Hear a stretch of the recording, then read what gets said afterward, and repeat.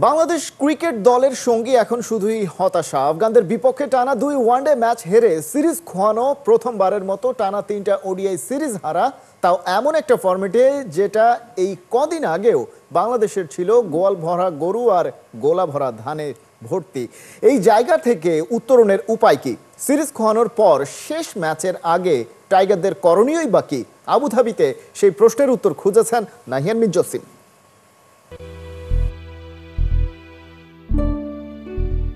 ঠিক এই মুহূর্তে দাঁড়িয়ে আছি সংযুক্ত আরব আমিরাতের জাবেল জাইস নামক একটা জায়গা, যেটা সমুদ্র পৃষ্ঠ থেকে প্রায় 2000 মিটার উপরে, অনেক উপরে এই মুহূর্তে আছি। এবং আমার পেছনে যেই পাহাড়গুলো দেখছেন, এক একটা পাহাড় যেন দানবের মতো বিশাল উঁচু। এবং এই জায়গাটায় এসে এই পাহাড়গুলো দেখে একটা কথাই কিন্তু মনে হচ্ছে, বাংলাদেশ দল ঠিক এরকম পাহাড় সমান হতাশায় চাপা পড়েছে। এবং এই পাহাড়গুলো যদি আপনারা দেখেন, পাহাড়গুলো কিন্তু একদম নির্জীব, কোনো ধরনের প্রাণ নেই, ঘাস নেই, ন্যাড়া পাথরের পাহাড়। ঠিক বাংলাদেশের হতাশাগুলো কিন্তু এরকম হয়ে গেছে, একদম মরে কাঠ হয়ে গেছে, পাথরের মতো হয়ে গেছে। ঠিক এই জায়গা থেকে বাংলাদেশকে যদি আসলে ভালো কিছু করতে হয়, সেটা হচ্ছে শেষ ম্যাচটাতে একটা জয় নিয়ে ফিরতে হবে, অর্থাৎ সান্ত্বনার জয়। সেটা সামনে যেহেতু ঘরে ফেরার পর, দেশে ফেরার পরই ওয়েস্ট ইন্ডিজের বিপক্ষে সিরিজ আছে, সো শেষ ম্যাচটা যদি বাংলাদেশ জিততে পারে সেটা সান্ত্বনার হবে, এর বাইরে আর কোনো কিছু নয়। বাট বাংলাদেশ যেমনটা খেলছে, যেটা বলছিলাম, এত উপরে আছি, ঠিক এত উপরে থেকে মনে হচ্ছে একদম নিচুতেই কিন্তু বাংলাদেশের আত্মবিশ্বাসটা এই মুহূর্তে পড়ে আছে। ঠিক এই জায়গা থেকে বাংলাদেশ কিভাবে উত্তরণ করবে বা কিভাবে আসলে উতরাবে, সেটাই সবচেয়ে রহস্যের বিষয়। বাংলাদেশ সেকেন্ড ওডিআইতে ঠিক যেভাবে খেলেছে, তারপর কিন্তু তাদেরকে নিয়ে আসলে খুব বড় কোনো আশা করা যাচ্ছে না, স্পেশালি ব্যাটিং ডিপার্টমেন্টটা। ব্যাটিং আগের ম্যাচে আমরা, অর্থাৎ প্রথম ওডিআইতে দেখেছিলাম 58% ডট বল, তারপরেরটায় দেখলাম 68% ডট বল, অর্থাৎ বাংলাদেশ 28 ওভার 3 বল খেলতে পেরেছে। এবং সেখানে 171টা বল, সেখানে 115টা বল তাদেরকে ডট দিতে হয়েছে। কি বিচ্ছিরি অবস্থা, কি জঘন্য অবস্থা, কি হতশ্রী পারফরমেন্স। আত্মবিশ্বাসের কোন জায়গাটায় থাকলে বাংলাদেশ এত বাজে ব্যাটিং করে? জাকের আলী অনিক 43 বলে 18 রান করেছেন। জয়ের ক্ষুধা, জয়ের নিবেদন কোনো কিছুই কি ছিল আসলে তার ইনিংসে কিংবা বাকিদের ইনিংসে? যে ম্যাচটা আসলে গুরুত্বপূর্ণ ছিল সিরিজ বাঁচানোর জন্য, সেই ম্যাচটায় যখন বাংলাদেশ এই ধরনের পারফরমেন্স করে, তখন কিন্তু হতাশাটা অনেক বেশি কাজ করার কথা। এবং আজকের দিনটা যেহেতু বাংলাদেশের বিশ্রাম, টিম হোটেলে বসে বাংলাদেশ খুব সম্ভবত হতাশায় মুষড়ে পড়ারই কথা। কি নিয়ে আসলে আলোচনা করছে, কোন জায়গাটায় উন্নতি করবে আমি জানি না। গতকাল মুস্তাক আহমেদ তিনি একটা কথা বলেছিলেন, বাংলাদেশের ব্যাটাররা রাশিদ খানকে খেলে, রাশিদ খানের বল খেলে না, অর্থাৎ তাদেরকে মনের বাঘেই খেয়ে ফেলছে, বনের বাঘে না। সো এই জায়গাটায় বাংলাদেশকে উন্নতি করতে হবে। এই জায়গা থেকে বের হতে না পারলে আমার কাছে মনে হয় থার্ড যে ওডিআইটা, সেখানেও বাংলাদেশ হতাশ হবে এবং হোয়াইট ওয়াশের তিক্ত স্বাদ নিয়ে বাংলাদেশ হয়তোবা দেশে ফেরত যাবে। সেটা নিশ্চয়ই কেউ চায় না। ওয়েস্ট ইন্ডিজের বিপক্ষে হোম সিরিজের আগে একটা জয় আপাতত বাংলাদেশকে কিছুটা হলেও কিন্তু আত্মবিশ্বাসী করতে পারে। হতাশার বৃত্ত থেকে ব্যাটসম্যানরা যদি বের হতে পারে, তাহলে হয়তোবা শেষ ম্যাচটায় সান্ত্বনার জয়টা দেখা দিবে। বাংলাদেশের যেহেতু বিশ্রাম এবং ম্যাচের আগের দিন অর্থাৎ আগামীকাল প্র্যাকটিস করবে, নিশ্চয়ই এই ছোট ছোট বিষয়গুলো নিয়ে কাজ করবে। ছোট ছোট বিষয়গুলো কেন যেন আসলে বড় হয়ে যাচ্ছে। ম্যাচে গিয়ে 190 রান যখন বাংলাদেশ তাড়া করে জিততে পারে না, তখন কিন্তু ইন্ডিকেট করে বাংলাদেশ অনেক অনেক পিছিয়ে গেছে। এই সময়টা 2025 সালে এসে বাংলাদেশ কেন যেন মনে হচ্ছে সেই ওয়ানডে স্ট্যাটাস পাওয়ার আগে যে ধরনের ক্রিকেট খেলতো, অনেকটা প্রস্তর যুগের ক্রিকেট, সেই ধরনের ক্রিকেটটাই খেলছে। নাহিয়ান বিন জসিম, 71, সংযুক্ত আরব আমিরাত। দিন যাচ্ছে, দুনিয়া বদলাচ্ছে, সেই সাথে পাল্টে যাচ্ছে ক্রিকেট। দিনে দিনে ওয়ানডের সংখ্যাও কমছে, বাংলাদেশের ক্ষেত্রেও তাই। এমনকি এই ফরম্যাটে বিশ্বকাপের বছরেও এফটিপিতে থাকছে বড় সংখ্যা টি20। মাঝখানের গ্যাপেই কি ওয়ানডে খেলার সব হিসেব নিকেশ এলোমেলো হয়ে যাচ্ছে টাইগারদের? সামনে আসলে কি অপেক্ষা করছে মেহেদী হাসান মিরাজদের জন্য? রিপোর্টে বিস্তারিত। মেহেদী হাসান মিরাজ বাংলাদেশের ক্রিকেটে এই মুহূর্তে সবচেয়ে নির্ভরযোগ্য অলরাউন্ডার। বয়সভিত্তিক পর্যায় থেকেই ছিলেন অন্যতম ক্যাপ্টেন্সি ম্যাটেরিয়াল। তখন থেকেই বাংলার নেক্সট সাকিব আল হাসান তাকে ভাবাই হতো। সময়ের সাথে সাথে ঠিক অতটাও বড় বটগাছ হয়ে না উঠলেও যে কোনো পজিশনে তাকে ঠিকই কাজে লাগানো হয়। কিন্তু ওয়ানডে দলটার দায়িত্ব কাঁধে চাপার পর থেকেই যেন দুঃস্বপ্নের শুরু। দল জিতছে না, তাই ব্যক্তিগত পারফরমেন্সে চোখ দেওয়ার সুযোগই নাই। কিন্তু দায়টা একা মিরাজই বা কেন নেবেন? তিনি সুযোগটাই বা পেলেন কতটা? এবছরের জুনে ক্যাপ্টেন হলেন, সেই আর্মব্যান্ড পরে এ নিয়ে কেবল 2 নম্বর বাইলেটারাল ওয়ানডে সিরিজ খেলছেন। বছর শেষ হওয়ার পথে, তবে 2025 সালে বাংলাদেশও এ নিয়ে নিজেদের দ্বিতীয় দ্বিপাক্ষিক ওয়ানডে সিরিজটা খেলছে। আগের বছরও কেটেছে এমনই। পুরো এক বছরে মাত্র 3টা bilateral series, West Indies, Afghanistan আর শ্রীলঙ্কার বিপক্ষে। 2023 সালটা ওয়ানডে ওয়ার্ল্ড কাপের বছর। প্রস্তুতি স্বার্থে ক্রিকেট দুনিয়ার বিগ ফিশরাও টাইগারদের সাথে এই ফরম্যাটের সিরিজ খেলতে ছিল এক পায়ে খাড়া। নিউজিল্যান্ড আর আয়ারল্যান্ডের বিপক্ষে তাই হয়েছে 2টো করে সিরিজ, খেলেছে ইংল্যান্ডও। দ্বিপাক্ষিক ওডিআই সিরিজের আরেকটু পেছনের হিসেব করা যাক। 2022 সালেও সংখ্যাটা বেশ ভালোই ছিল। বাংলাদেশের সাথে সিরিজ খেলেছে Bharat, Zimbabwe, West Indies, South Africa আর আফগানিস্তান। সব মিলিয়ে সোনাই সোহাগা এফটিপি। তার আগের বছরও 4টা আলাদা দেশের সাথে বাইলেটারাল ওডিআই সিরিজ খেলেছে টাইগাররা। এবার এক নজরে প্যারালালি বাংলাদেশের টি-20 সিরিজের সংখ্যায় চোখ বোলালে অনেক কিছুই হয়ে যাবে পরিষ্কার। হোম, অ্যাওয়ে আর নিউট্রাল ভেন্যু মিলিয়ে এবছর এই ফরম্যাটে অলরেডি 6টা সিরিজ খেলে ফেলেছে বাংলাদেশ, যার মধ্যে পাকিস্তানের বিপক্ষে আবার 2বার। 2024 সালেও 5টা সিরিজ, আর তার আগে ওয়ানডে বিশ্বকাপের বছরেও 4টা টি-20 সিরিজ খেলেছে লিটন তামিমরা। সেখানে নিউজিল্যান্ড আর ইংল্যান্ডের মতো জায়ান্টরাও আছে। এসবই কেবল বাইলেটারাল সিরিজের হিসেব। এর বাইরে 2023 থেকে 25 এই টাইম স্প্যানে এশিয়া কাপ, এশিয়ান গেমস এবং টি-20 ওয়ার্ল্ড কাপ মিলিয়ে আরও 16টা ম্যাচ খেলেছে বাংলাদেশ। এই বিপুল টি-20-র চাপে যেন চিড়ে চ্যাপ্টার টাইগারদের ওয়ানডে। তার উপর গড়ে তোলা সম্ভব হয়নি সাদা বলের ফরম্যাটে 2টো আলাদা দল। গ্যাপ বুঝে একদিনের ম্যাচ খেলতে নামার এই ট্রেন্ডের সাথে কি ঠিকঠাক মানিয়ে নিতে পারছে মেহেদী মিরাজরা? হচ্ছে তো ঠিকঠাক মুড সুইং। ওয়ানডে ম্যাচের ফলাফল কি বলছে? খালিদ জামিল, 71।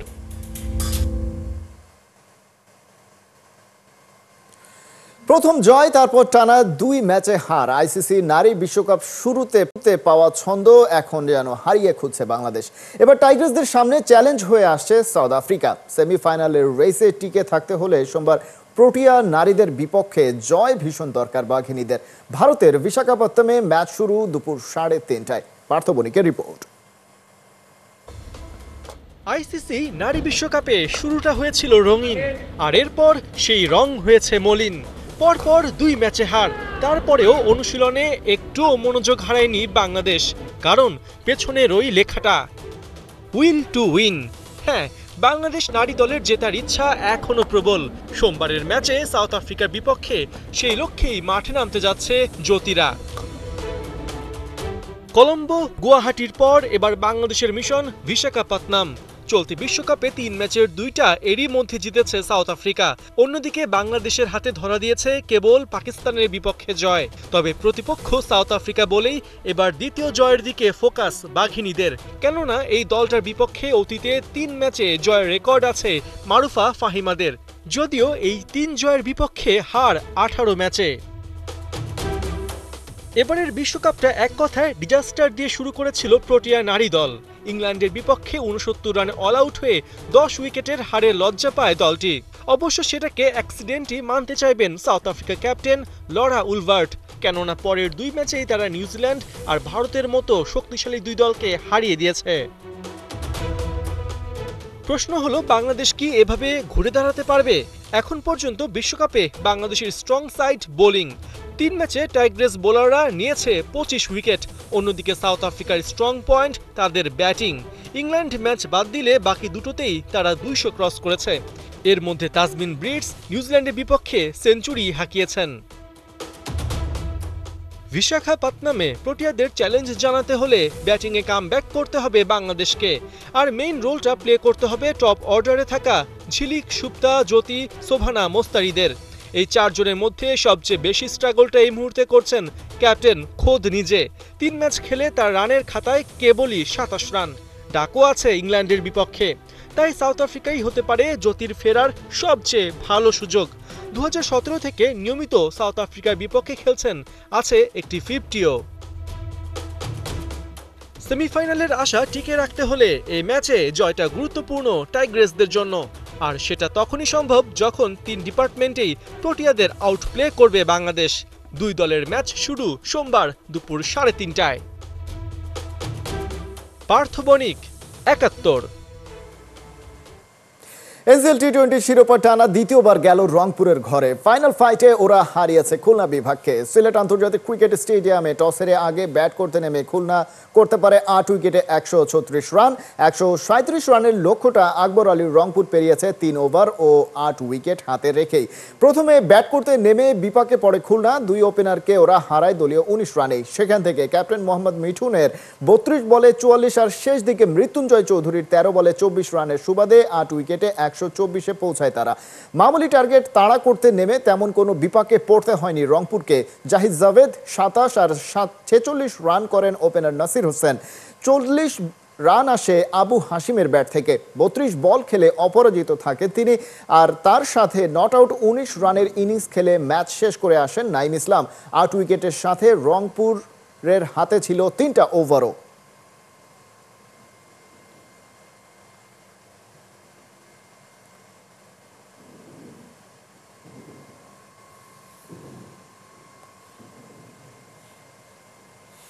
বাংলাদেশকে ভয় নাকি অবহেলা কোনটা করছে হংকং চায়না? অ্যাওয়ে ম্যাচ খেলতে যাওয়া ফুটবলারদের প্র্যাকটিস করতে হয়েছে জাতা মাঠে। আধুনিক সব সুযোগ সুবিধা থাকতেও কেন এমন বঞ্চনার শিকার হামজা সৌমিত্রা? যদিও এসব নিয়ে ভাবছে না ফুটবলাররা। বৃহস্পতিবার ওদের মাটিতে ওদেরকেই উড়িয়ে দিয়ে দাঁত ভাঙা জবাব দিতে চায় বাংলা। হংকং চায়না থেকে হাসান সজীবের পাঠানো রিপোর্ট। Singhi sports ground. একটু আগে এই মাঠে বাংলাদেশ জাতীয় ফুটবল দল প্র্যাকটিস করে গিয়েছে। প্রথম দিনের তুলনায় তারা কিছুটা সন্তুষ্ট, তবে পুরোপুরি নয়। সন্তুষ্ট তো হতে পারেননি ম্যাচ কমিশনার নিজেই, কারণ তিনি এসে প্রশ্ন করেছেন স্বয়ং বাংলাদেশের টিম ম্যানেজারকে যে কেন হামজা জামালদের এই মাঠে প্র্যাকটিস করতে দেওয়া হলো। উনি এসে যেটা বললো যে এই মাঠের তো আসলে প্র্যাকটিসের মতন অবস্থা নাই, হয়তো দেখতে গ্রিন দেখা যাচ্ছে কিন্তু যে ঘাস আর এইগুলো এখন ফুটবলে চলে না। জিনিসটা যে আমাদের ফেস করতে হবে, সো ওই মেন্টালিটি নিয়ে আমরা আসি। কারণ আমরা কালকে যখন প্র্যাকটিসের জন্য আমাদের যেই মাঠ দিয়েছিল, আমাদের হোটেল থেকে অলমোস্ট 1 ঘন্টা তার থেকেও বেশি। সো আর মাঠের কথা কি বলবো, মাঠ খুব বাজে মাঠ ছিল। সো এইটা আমাদের মেন্টালি প্রিপেয়ার্ড ছিলাম যে আমাদের সাথে ওরা এরকম করবে। সো আজকেও সেম। ওরা যে ভয় পাচ্ছে এটাতে একটু কিন্তু আনন্দ আছে। এই আনন্দটা হলো যে যাই হোক তারা তো ভয় পাচ্ছে, তারা আমাদেরকে তাদের যে বেস্ট ফ্যাসিলিটিসগুলো আছে সেটা দিচ্ছে না, যেটা আমরা আগে থেকেই অনুমান করেছিলাম যে তারা সেটা দিবে না। হামজা চৌধুরী আসার পর বিশেষ করে যদি বলা হয় 9 অক্টোবরের ম্যাচের পর থেকে হংকং চায়না বুঝে গেছে বাংলাদেশকে তারা যতটুকু দুর্বল মনে করেছিল তারা ততটুকু দুর্বল নয়।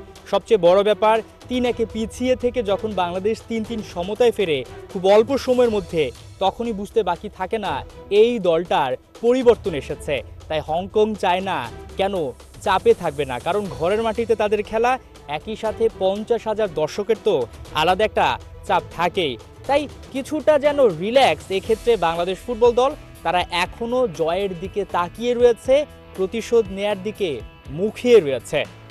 3-1 ডাউনে 3-3 করেছিল এবং তারাই ম্যাচটা আবার হেরেছে। তো তাদেরই উপরে আমার এ হলো যে ভরসা তোমাদের উপরে সব তাকিয়ে আছে, তোমরাই ম্যাচ উইন করে এখান থেকে নিয়ে যাবো। হংকংয়ের সাথে যেই ম্যাচ খেলছে আমাদের দেশে, সো আশা করি আমাদের ওই অ্যাবিলিটি আছে ওদেরকে বিট করার মতো।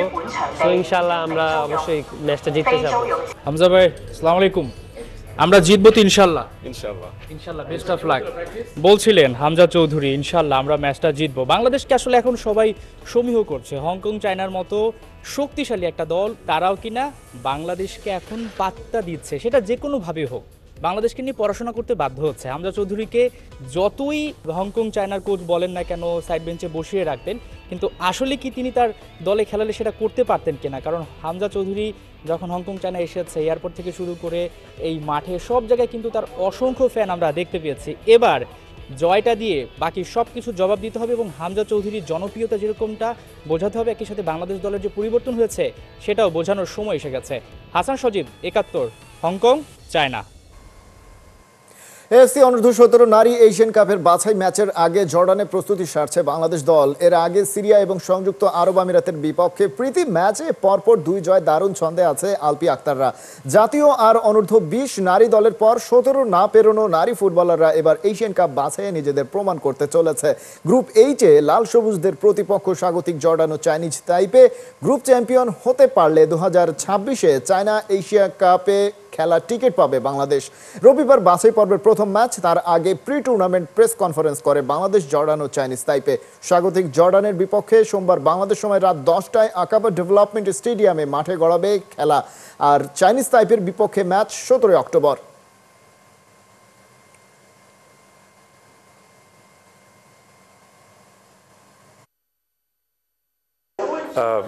এই টুর্নামেন্টের 3টা টিমই আমরা মনে হয় যে পারফর্ম করার জন্য বা কোয়ালিফাই করার জন্য সবাই চেষ্টাটা করবে, বাট আমাদের জন্য একটু কষ্টকর হবেই, কারণ 2টা টিমই বেশ শক্তিশালী। বাট ফার্স্ট ম্যাচ এই জন্য এই গ্রুপের খুব ইম্পর্টেন্ট। প্রথম ম্যাচটা কি করব আমরা, ওইটার উপর ডিপেন্ড করবে যে আমরা কোয়ালিফাই করব কি করব না। এবারে একসাথে দেখা যেতে পারে এমএসএনকে, MLS ক্লাব, ইন্টার মায়ামি এবং নেইমার জুনিয়রকে দলে টানতে মরিয়া। লিওনেল মেসি ও লুইস সুয়ারেজের সঙ্গে বার্সেলোনার ইতিহাস গড়া এই এমএসএন ত্রয়ীকে আমেরিকার মাঠে এক করতে চলেছে জোর প্রস্তুতি। ব্রিটিশ গণমাধ্যম ডেইলি মেইল জানিয়েছে, সান্তোসের সঙ্গে চুক্তি শেষ হলে জানুয়ারিতে ইন্টার মায়ামিতে যোগ দিতে পারেন নেইমার। ইনজুরি ও ফর্মহীনতায় ভুগলেও মেসি সুয়ারেজদের পাশে খেলা তার ক্যারিয়ারের নতুন মোড় হতে পারে। 33 বছর বয়সী এই ব্রাজিলিয়ান যদি MLS-এ পুরনো ছন্দে ফিরতে না পারেন, তবে ব্রাজিল জাতীয় দলে ফেরার পথেও খুলে যেতে পারে। আগামী বিশ্বকাপের আসর বসবে ইউএসএতে। ইউরোপীয় ক্লাব ফুটবলে দীর্ঘ সময় কাটানোর পর ব্রাজিলে ফিরে এলেও সান্তোসে প্রত্যাবর্তনের প্রত্যাশা মতো হয়নি নেইমারের। ক্লাবটি এখন ব্রাজিলিয়ান সিরিয়াতে রয়েছেন রেলেগেশনের শঙ্কায়, আর নেইমারের ইনজুরিও মাঠের বাইরের বিতর্কে পুরো মৌসুমটাই কেটেছে ঝামেলায়। গুঞ্জন সত্যি হলে মেসি সুয়ারেজদের সঙ্গে আবারও মাঠ মাতাতে দেখা যেতে পারে এই ব্রাজিলিয়ান সুপারস্টারকে।